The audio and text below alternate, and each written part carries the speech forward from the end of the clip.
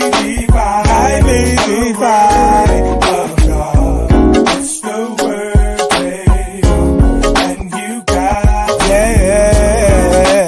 rightly dividing the word. Books are available on Amazon right now, especially my latest book, Murder of Perception. The Murder of Perception is a book that has to do with your perception can kill. You can find them now at Amazon. And you got rightly dividing the word. It's the word, baby, and you got to know. Rightly dividing, serving up a rich plan of God's word.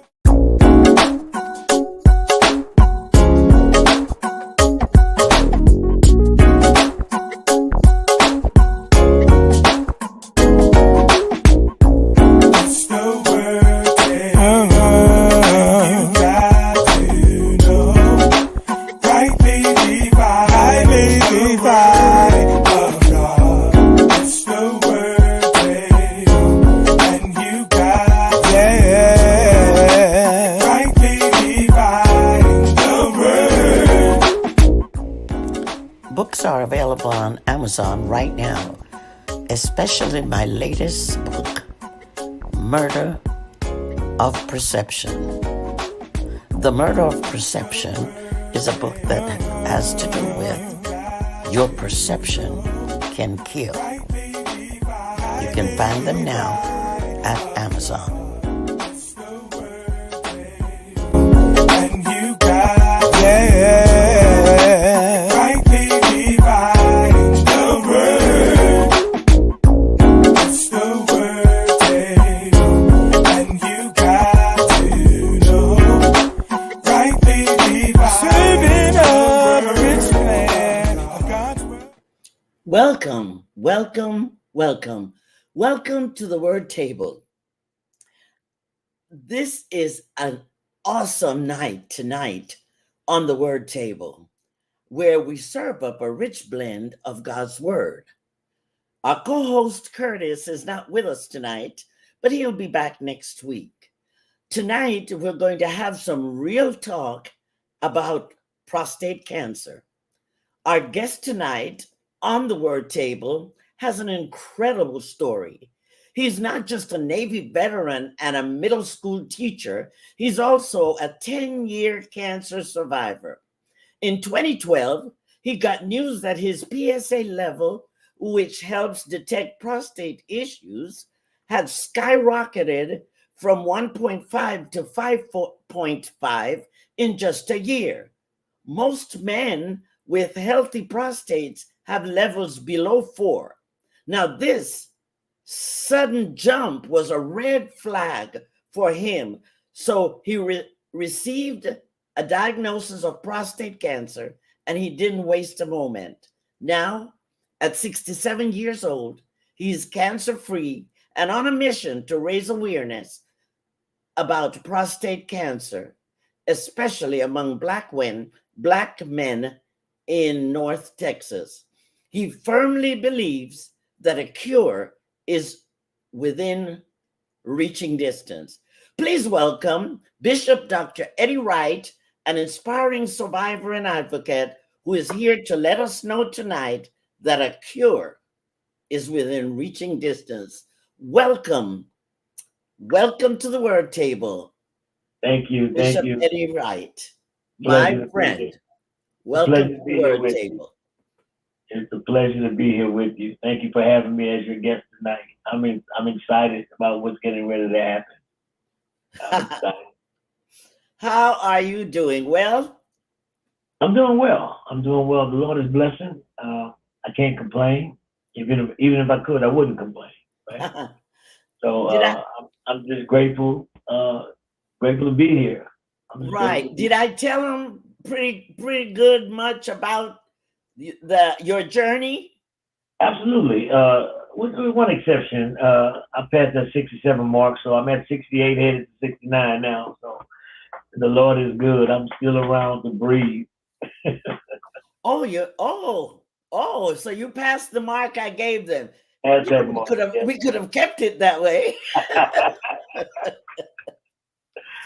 But yeah, I'm excited about what's about to take place. We've been talking about it ever since you and I had this discussion, and I just shared it out on my Facebook page, and hopefully the audience is going to enjoy what we're about to say and become a little bit more educated about these diseases. Because it is a very important issue to talk about. And so I'm glad that you're on here. I am elated that you're on here to talk about this important subject. Well, first of all, can you tell us more about your personal? I mean, I know that I hit here and there about your personal journey, but could you tell us a little more about your personal journey as a cancer survivor? What were the most significant challenges that you faced during your battle with this prostate cancer? Well, listen, first of all, whenever you hear the word cancer, first thing comes to your mind is that death is imminent. And fortunately, that was not so in my case. As you mentioned earlier, I got a call from my doctor one day, and when I was living in California, Dr. Frank Glenn called me and he said, listen, I need you to come see me. I'm like, Doc, I was just here to see you like 2 weeks ago, right? So what did you for here, right? Uh-huh. He said, I'm a little bit concerned about your PSA level. Well, I had no idea what a PSA was at that time. And so I said, okay. So I made an appointment. I went in, we were talking. He said, the reason why I'm concerned is because your PSA level jumped from a 1.5 to about a 5.5 in a little bit less than 12 months. And that was very concerning to me. So again, I had the question, well, what is PSA, right? So PSA stands for prostate specific antigen. Okay. It's how the blood is measured. It's how the blood is measured to see how healthy the prostate cancer is. They use that as a method to see how healthy the prostate is. And again, at that time, not only did I not know what PSA was, I had no idea what prostate cancer was. Right. So we began to have that conversation, and so he told me about it. I'm like, okay. So he said, well, don't worry about it because, 99% of men will die with prostate cancer, but not from prostate cancer. Well, that might have held true 10 years ago, but today it's totally different. And we'll get into that a little bit later on when we start talking numbers. But he suggested that I go to see a radiologist. And so I went to Palo Alto Medical Foundation over in Palo Alto, California, and I had my very first biopsy. And waiting for the results, I was on my way to vacation. I get a call from the radiation department saying that, hey, look, we found a small trace of prostate cancer, nothing to worry about. It's about as small as the tip of an ink pen, but the key word again was cancer. So I, like any other person, I freaked out. I'm like, cancer, man, come on, am I getting ready to die or what? I mean, what's going on, right? And so, the doctor told me, he said, look, go and enjoy your vacation and then come back, and then we'll start to see what's going on. So I did that. Wow. Went, had a good time, came back, met with a panel of doctors, 12 doctors to be exact, radiologists, oncologists, dietitians, general practice doctors. I almost kind of felt like a test dummy, right? And so we had this big discussion. So from 2012 until 2017, went through what was called active surveillance. That's one of the most popular ways to watch your prostate, see what it's going to do when you've been diagnosed with low-grade prostate cancer. That was low-grade prostate cancer. And so we began to talk about it and have this conversation. In 2017, radiologist over at the North Dallas VA, I had moved to Texas by then, suggested that I go to UT Southwestern and have further tests done because he didn't like the progress of the prostate. So I'm like, okay, so let's do this. So I get connected with UT Southwestern, Dr. Hanan, and a nurse practitioner named Tamara Dickinson, who they both have become like family to me over the years. And at that time, they were doing this clinical trial called SBRT. Uh-huh. I decided to go for it. And I had the procedure. And I mean, here I am. Since 2017, I'm pretty good. I take one capsule a day called, they call it Flomax or Tamoxifen. And what it does is it sort of controls the urinary tract to make sure, you know, you're able to urinate properly and that's so. And I also had to have 5 radiation treatments, which was very low because I was meeting prostate cancer patients who were having 40, 35, 45 treatments of radiation in addition to this. Wow. So that's quite a bit, right? Yes. So I mean, I was truly blessed from the beginning. However, again, cancer is a devastating word. And it drove me into a place where I had never been in my life before. And, you know, I've been a man of God, man of faith for a long time. And I'm having a silent conversation with God one day. And we have to really be careful. I say this all the time. We have to really be careful about how we question God because you question him, he's really liable to answer you. That's right. I had this quiet conversation with him, and I said, well, look, why me? I mean, just like you and I were talking, this is the kind of conversation I had with God. But look, why me? Why did this happen to me? You know, it didn't happen to anybody else in my family that we knew of because, you know, my grandfather, my father, they weren't testing back in those days for prostate cancer in black men. Right. The answer that I got from God, and I live on it today, I live by it today. I talk about it all over the world, you know, wherever I go, to talk about this disease. What I heard was this: had you not been afflicted with prostate cancer, I would not have been able to heal you from it. And you would not have been able to reach millions across the world, millions of men across the world to tell this story and to bring some light to the subject in the African American and the Mexican American community. And that blew my mind. Right? It blew my mind. Wow. Awesome. Awesome. But I mean, why do you believe prostate cancer awareness is particularly important for Black and brown men in North Texas? Are there specific factors that make this group more vulnerable? well, yeah, I mean, so yeah, I got a book full of notes here, so you'll see me referring to these notes every now and again because by all means, so many changes that go on in the prostate cancer community. But you know, prostate cancer awareness is not just important for Black men; it's really important for all men because it affects all men. However, it affects African American men at 8 times the rate. Some people say 5 times the rate, but there's other numbers out there that said 8 times the rate of any other race. And you know, it's a lot of times, you know, we get caught up in this thing called race, and we tend to lose focus because nobody wants to, you know, admit that, as far as the medical community is concerned, that this disease is attacking and killing African American men at such a high rate over everybody else, over any other race. I mean, a lot of that is because of the disparities in our communities, right? We don't get the same medical treatment. And so God has given me this voice, and, you know, I'm determined, you know, not to back down. So that's why we get this, you know, real talk about prostate cancer, because we got to stop sugarcoating this thing, because it's a very dangerous disease. And, you know, unfortunately, you know, it affects us more than anybody else, right?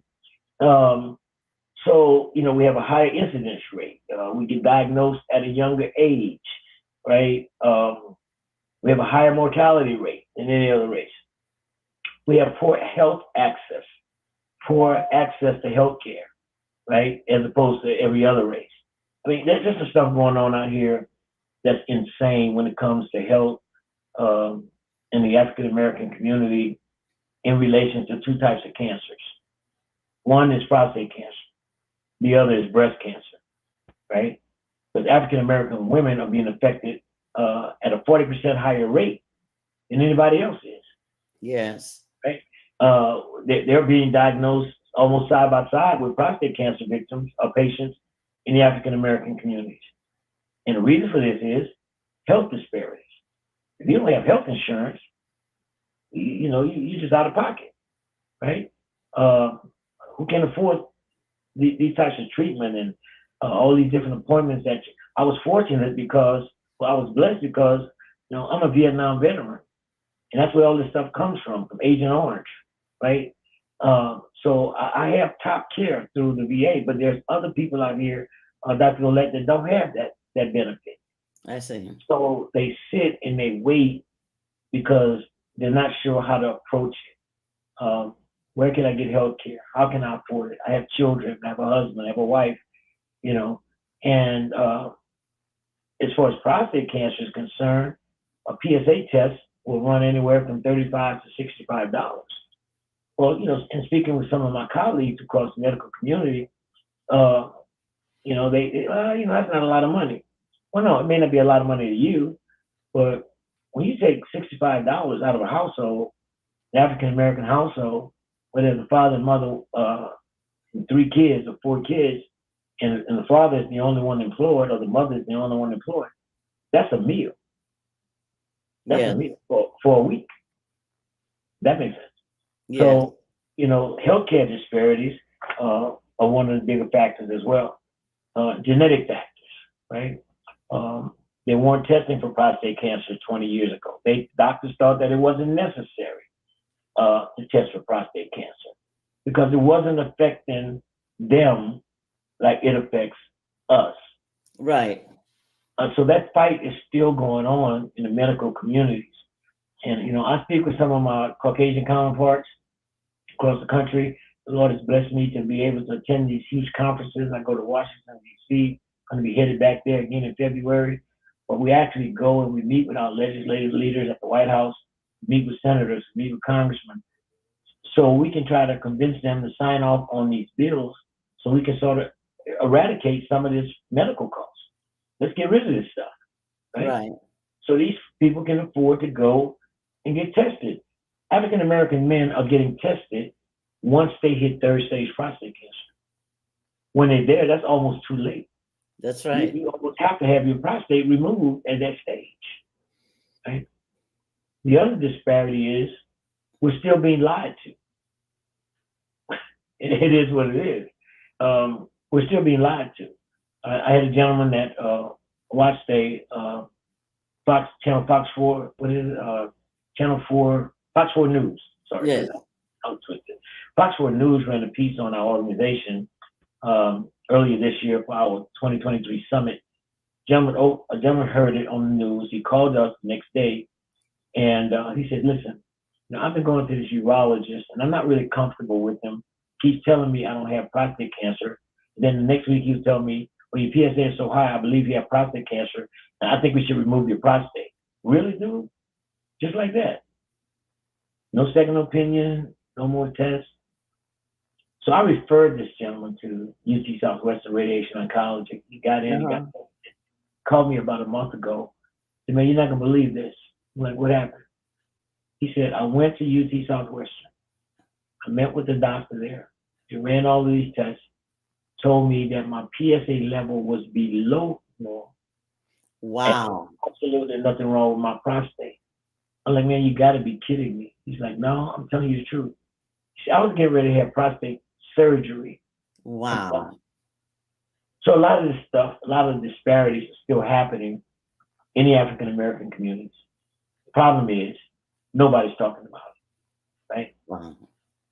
So that's how we got started. I got tired of hearing people say to me, African American men say, well, look, I don't know what the PSA is. I don't know what prostate cancer is. Can you tell me a little bit about it? Get to talking. man, you know what? I'm not going to the doctor and get this test. I got to bend over. You know, they do the finger probe. Da, da, da. Well, listen, technology has gotten so where the finger probe, or what they call the DRE, digital rectal exam, doesn't tell the whole truth because the doctor can only feel the outer side of the prostate. Can't feel on the inside, can't see on the inside. That's only done through MRIs, MRIs, fusion biopsies is what they call them, where they take a biopsy and an MRI, they overlap them, see exactly where the prostate cancer is so that they could treat just that area of the prostate, right? But many people know about that. Wow. So as a cancer survivor, I can see you're on a mission to educate and raise awareness. What initiative or projects are you currently involved in to achieve this goal? Listen, God has connected me with some of the biggest nonprofit organizations in the United States that's relating to prostate cancer. Zero Prostate Cancer out of Virginia is one of the biggest nonprofits that I work with. We partnered together for the last 3 years. They were responsible for me going to Washington, D.C. earlier this year. And I'm looking forward to going back again in February so that I can go back and talk to these congressmen and senators again to try to convince them. I tell my story. I tell my friend's story. My best friend, 63 years old, a few years ago, passed away from prostate cancer because he didn't go to the doctor. Our biggest issue is that we don't go to the doctor. We're afraid of the doctor. It's called white coat syndrome. Yes, right? I've heard it. And when doctors start talking clinical trials, it frightens us because the first thing that comes to mind is Tuskegee. So my conversation, and I'm gonna get right to your question here in just a second. My response to that is that, look, y'all got to stop living in stuff that happened 50, 75, 100 years ago. Things have changed since then, right? So what we do now is we were given, when we partnered with UT Southwestern, the question that they have for me is, Dr. Wright, what can we do? What can we do to help you to promote education in the African American communities? I said, listen, all you have to do is give me a platform. Give me a platform. Put me before the audiences so that I can tell my story and so that they can understand that there is a way. There's different procedures, there's different methodologies, and so forth and so on. So, just like one of your viewers is saying, money has a lot to do with it. So what we do, we have a symposium every year. We're going into our third symposium. It's being titled Together We Win, the Symposium 2024 that's going to be held in May 25th of 2024, right here in the city of DeSoto. And more information will be coming out on that. They can follow us on Facebook at We Can Win Real Talk About Prostate Cancer.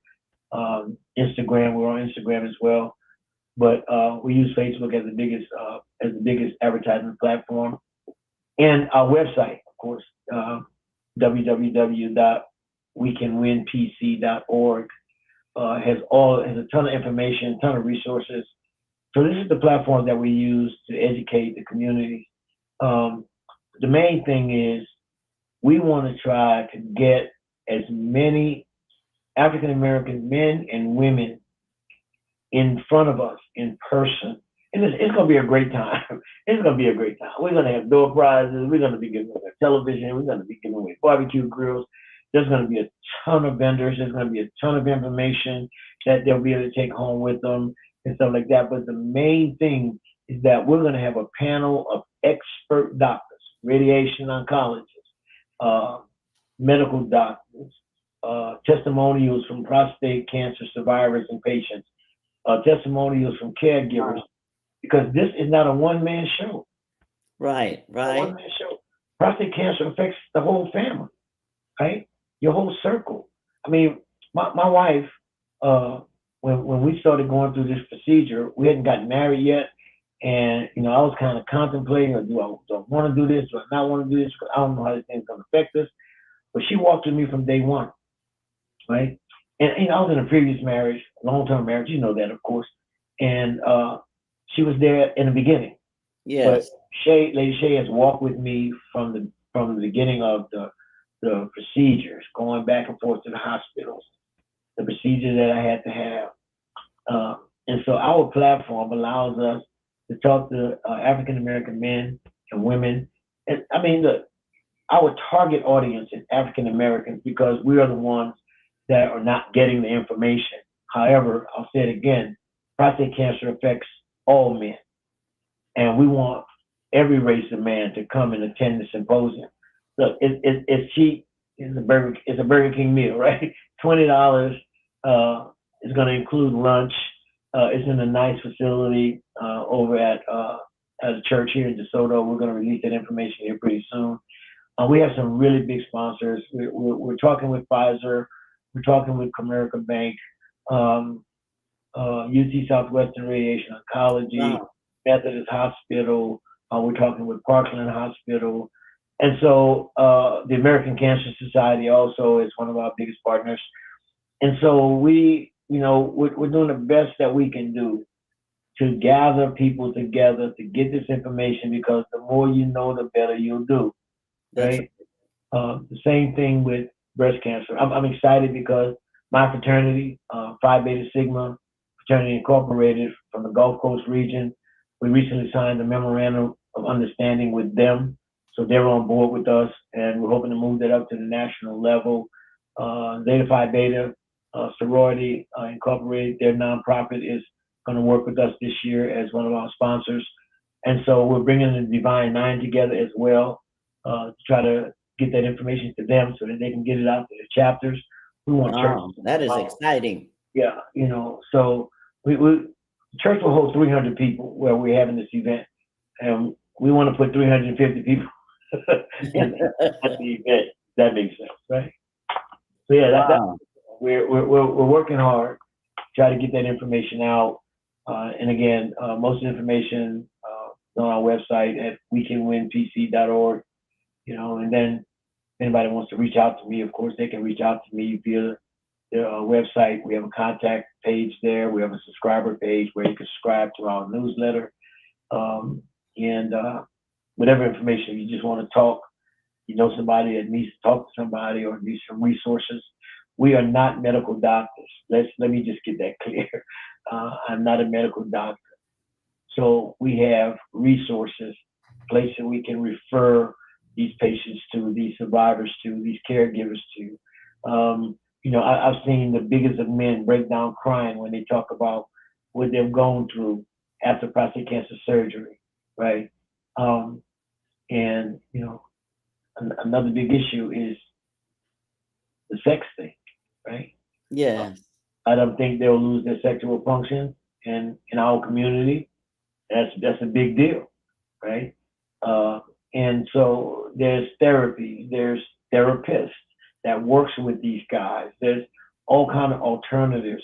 But listen, I would rather live to be 90 years old without sex than to die at 68 because I couldn't have sex. That makes a lot of sense, right? That makes a lot of sense. We have a sex therapist that's going to be on board, Dr. Whitman from Ann Arbor, Michigan. She's going to be on our virtual panel. She's going to talk about the sexual side effects of this thing. We're talking to some other doctors on the East Coast that we're hoping are going to appear virtually as well. And then, of course, our local band of doctors. Tamara Dickinson is one of the most highly recognized nurse practitioners in North Texas. Wow. She's been on my panel every year. Wealth of knowledge about prostate cancer.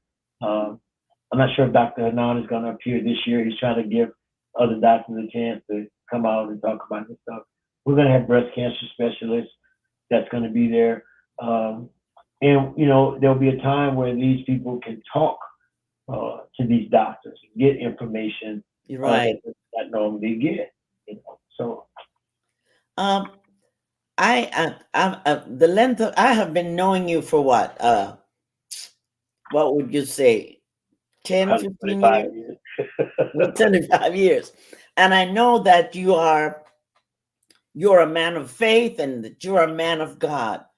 Can you tell me, in your journey, what role did faith or spirituality play in your battle with cancer and the mission to educate others? Well, listen, the Bible declares that God is our healer. It is, I am the Lord that healeth thee. Mm-hmm. And when I tell you that I'm a walking miracle, because today my PSA is at 0.54, the last time I checked. So when I go back for my next exam or my next PSA test, I think it's about the next 3 months, it should be undetectable. So faith played a big role in this thing with me because I had to trust God. Yes. You know, and when I say I had to trust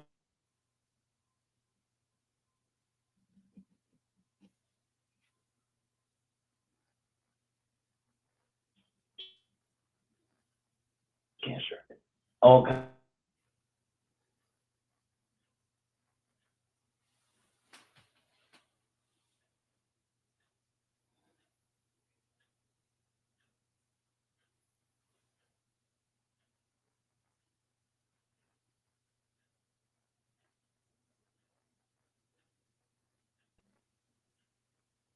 All right, we had a couple of technical issues. That's just the devil trying to get involved. Yeah, But you notice it only started when we got to the spirituality part. exactly. But I mean, God has been good to me. You couldn't have told me that I would be in this position, 10 years ago because of prostate cancer. Right. The Lord has allowed us to go before some great audiences, and we're being called upon. People are hearing my story. They're hearing what We Can Win is doing.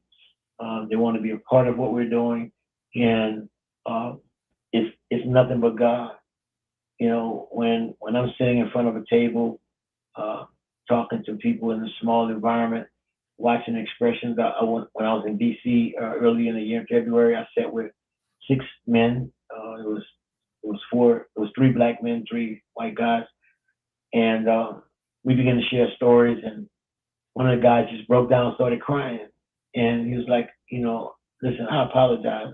And I'm like, look, don't apologize, man. That's part of the healing process. Right. Just cry. That's what we're here for. We're all banded together as brothers with this one common disease, right?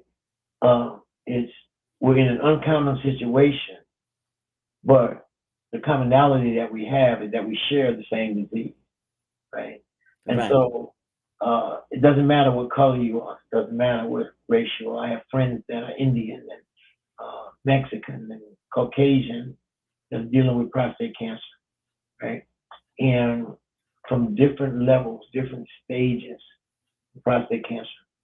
So God put me in the place, right, where, again, if this had not happened to me, we would not be having this conversation. That's right. See what I'm saying?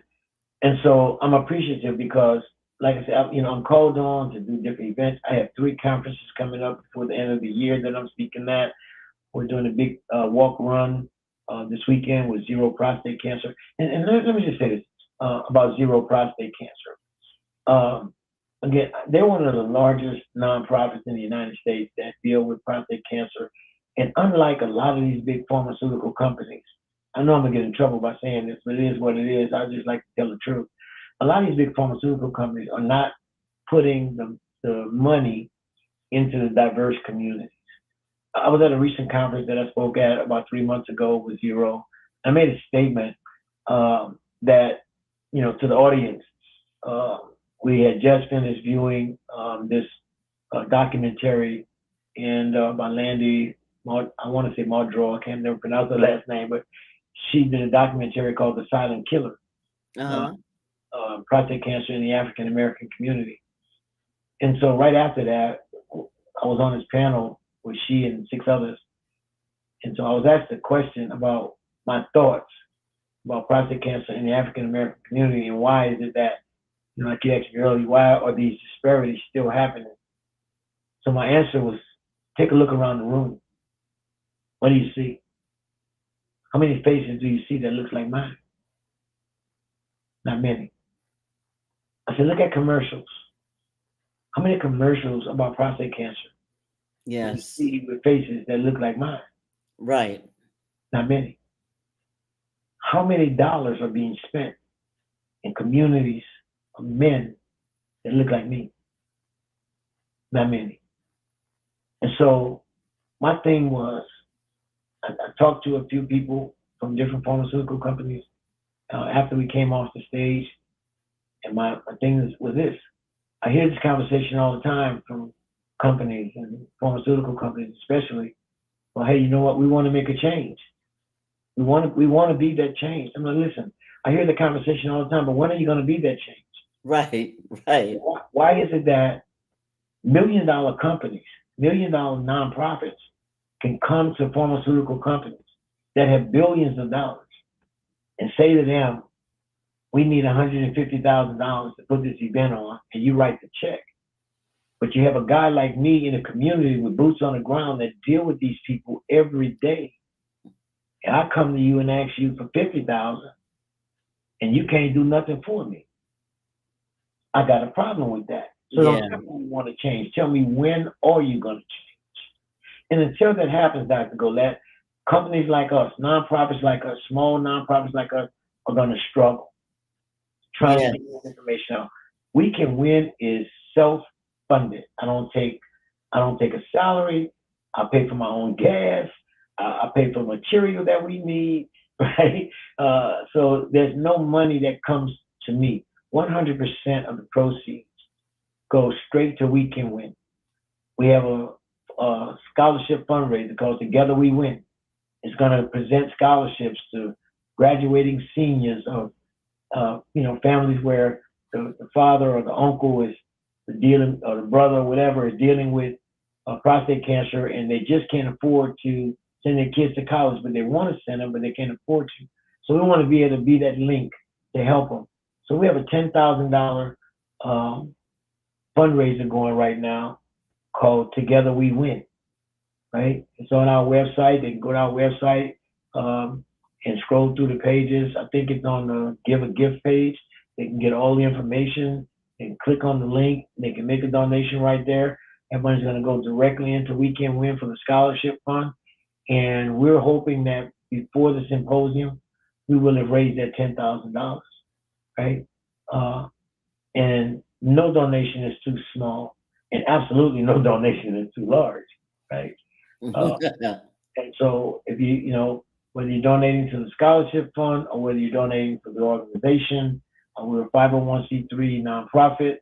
Your contributions are tax deductible, and we're working extremely hard to make sure that we're well branded. That you can see our logo behind me, and the word is getting out slowly but surely. But we need the help of the community. We need them to come together, get under one roof, hear what we have to say, take that information back home to their family. I have, I wanted right here at this moment, I don't know if anybody that's listening would like to ask a question. They can just put it in the chat, I guess, if they would like to ask a question. And while I'm waiting for your questions to come through, if there are any, I wanted to say, if someone wanted to reach out, first of all, I believe you told us how the We Can Win Foundation started. Well, yeah. So this is how We Can Win got started. I got tired of hearing people saying, black men saying they didn't know anything about prostate cancer. And we intended to do one small gathering in 2022 of about 25, 30 guys, get together in a small environment. A couple of my doctor friends come out, talk to us about it. And the COVID numbers spiked 2 weeks before the event. I see. So we ended up with like 27 people in person, but we had a 350 virtual viewing audience. So that made the event a success virtually. Right. And so shortly thereafter, we began to talk. My wife and I began to talk. I'm like, yeah, we can't stop here. We're gonna have to keep going with this thing because we didn't get out enough information. We didn't talk to enough people. So let's continue to do this. And so I begin to think, begin to wait, listen, hear the voice of God, because everything I do, I try to make sure I hear from God. And then I got the name. Originally, it was Real Talk About Prostate Cancer. And then, the name was so long, we couldn't create the website, so forth and so on. So we started to switch things around, and we became We Can Win. And then Real Talk About Prostate Cancer became our tagline, right? So, of course, our quote is that a cure is within reaching distance. So prostate cancer is 99% curable. 99% curable, right? But look at these statistics. Let me just read this statistic to you. This is for prostate cancer death rates in Black men. They're more than double those of any other race. Black women are 40% more likely to die from breast cancer than white women are twice as likely to die if they're over 50. That's insane. And the reason for this is about a third of the African American, and this is from the American Cancer Society, about a third of the African American women reported experiencing racial discrimination at a healthcare provider. Listen, we're in 2023 and Black women are still being discriminated against when it comes to healthcare. Yes. That's insane, right? And then there was an article written, and I wanted to make sure I got this in. There was an article written in 2022 in the American Cancer Society's journal called Cancer Statistics for African American Black People in 2022. It was written by a group of medical professionals. They said there will be approximately 224,080 new cancer cases and 73,680 cancer deaths. Among Black people in the United States. It said during the most recent 5-year period, Black men had a 6% higher incident rate, but 19% higher mortality rate than our counterparts or Caucasian men. That's crazy. Yes, it is. And it's because healthcare disparity, insurance. I don't have the money, so I don't get the treatment. Really? Is that the game we're going to play in going into 2024? Not if we can help it. And like I said, I've gotten in trouble for some of the stuff that I've said. But I tell you the truth, it is what it is. Now, if you don't listen to the truth, we've been called racist because we target African American communities. I'm like, yeah, but you're spending all of your dollars in the Caucasian community. That's not racist. I don't get it. Yeah, that's something to look at. Yeah. So we've overcome a lot of that stuff, a lot of negativity, and I just continue to stand on the Word of God. Just ask God to give me strength. We just sent out letters to all of the sports teams in the Metroplex, asking them to donate autographed memorabilia so that we can auction it off to help fund our fundraiser and also to help fund, we can win. And so we're waiting to see how that's going to work out. But again, if there's anyone in your listening audience, that wants to make a contribution to this great organization, again, they can go to our website at www.wecanwinpc.org and peruse our website. There's a page called Give a Gift, and they can click on that link, go to that page. It'll send them directly to a pay portal, and they can donate however much they want to donate. Yes, so I see their comments. Anybody have a question that you would like to ask or a comment? In the meantime, what I would like to say is if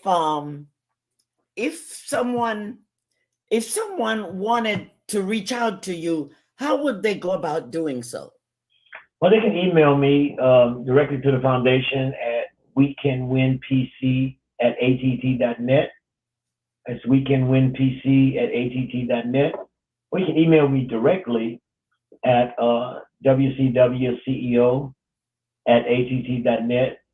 Or you can give us a call, 972-816-9588. It's 972-816-9588. Or again, if you go to our website, there's a contact page there, a contact link. You can click on the contact link, and you can email me, ask whatever questions you need to ask. We're going to be releasing more about the 2024 symposium somewhere around January. You'll be able to start buying the tickets early February. And again, $20 for the ticket. It's going to include lunch. There's going to be all kind of free stuff. We're going to give away different swag from different vendors. We're going to give away a 65-inch color television, a barbecue grill. So, I mean, it's going to be word coming out. You just might go home with a brand new TV, right? And a whole lot of people. That's good. So, I was waiting for some comments or some questions, because this would be a good time, for someone who would want to know you're here on the show and you could answer their questions or comment, or at least see their comments, right, that they're listening. Maybe they're going to wait and play the show over and over again on YouTube. I don't know. But finally, what is the one message or takeaway you would like our audience to remember from your story and your advocacy for prostate cancer awareness? Listen, no one can do this alone. No one can do this alone. But together we can win. If we work together, if we start spreading the word, if we stop being afraid to come out and have the conversation, because it's a serious conversation in our community, right? It gets emotional, which is great, right? But at the end of the day, the main takeaway that anybody that's watching this show should take away is that it's important that you get early detection, have early detection and screening, prostate and or breast cancer, right? So again, a cure is within reaching distance, but no one can do this alone. However, together we can win. Together we can win. Absolutely. Beautiful. I mean, I really would like to thank you for the information that you shared with us tonight, and we can tell that you are serious about this. You are earnest about this. Your heart is in this. Absolutely. And you've given us information how we can reach you if we want to, even if we want to join in with you. Absolutely. I see that someone just thanked you for the information. That is very good. Willie Golab, thanks, Bishop Wright. Thank Quite you welcome, for your information. And I look forward to you coming on again after you have your event. Absolutely. To kind of give us, a follow-up, because this is something that I would like to see followed up, especially when you said something there, when you added breast cancer. And so maybe the next time they could both be combined even more so. And absolutely, some of the women can get information that, that they need. Yeah. To help them. So is there anything else you'd like to say, Bishop? One thing, look, men and women, this disease affects us all. Now, because women, sisters have a way of saying, look, bro, if you don't go to the doctor, you're all bad around here, right? Well, women have a way of coaxing their husbands, significant others, or whatever, to go to the doctor. Make these guys go to the doctor, right? It's important when they're 40 years old, if they're high risk, which means if there's prostate cancer in their families, in their family tree, grandfather, father, great-grandfather, they need to start getting tested at about 40 years old. Otherwise, they need to start getting tested on a yearly basis, starting at 45 years old. African-American women should start testing for breast cancer at about 40 years old. There's new research out right now about this thing about African-American women having dense breasts. I don't know a lot about it yet because I haven't done the research on it, but the main thing is get to the doctor, and then come out and get some knowledge. Knowledge is power. If we know better, we'll do better, right? My goal is this: no man should have to die from prostate cancer. And if I can save just one life, I think I've done the job that God has called me to do. I see Kiki say that God is our advocate. It most certainly is. Most certainly on every level. And we bring him directly into what we're doing. That's right. And so reach out to us. Let's have the conversation. Let's have some real talk about prostate cancer. No sugarcoat. That was beautiful. Really, I thank you. I can't thank you enough for coming on. And I'm just hoping and praying that more people will come and watch the replay of this video, because it will be on YouTube. And just go to the Word Talk 1 and look for Real Talk about prostate cancer. Thank you, Dr. Eddie, for coming on. My pleasure. You informed us of a lot, and this won't be your last. Hopefully, this won't be your last visit with us. And again, I thank you for being a guest at the Word Table. Call me anytime. Appreciate you. Bye-bye, everybody. If you are not sure that if you died today, where you would spend eternity, 1 Corinthians 15:3-4 says, Moreover, brethren, I declare unto you the gospel, which I delivered unto you first of all, that which I also received, how that Christ died for our sins, according to the Scripture, and that he was buried, rose again the third day, according to the Scriptures. Then Ephesians 1:13-14 says, In whom ye also trusted, after that ye heard the word of truth, the gospel of your salvation,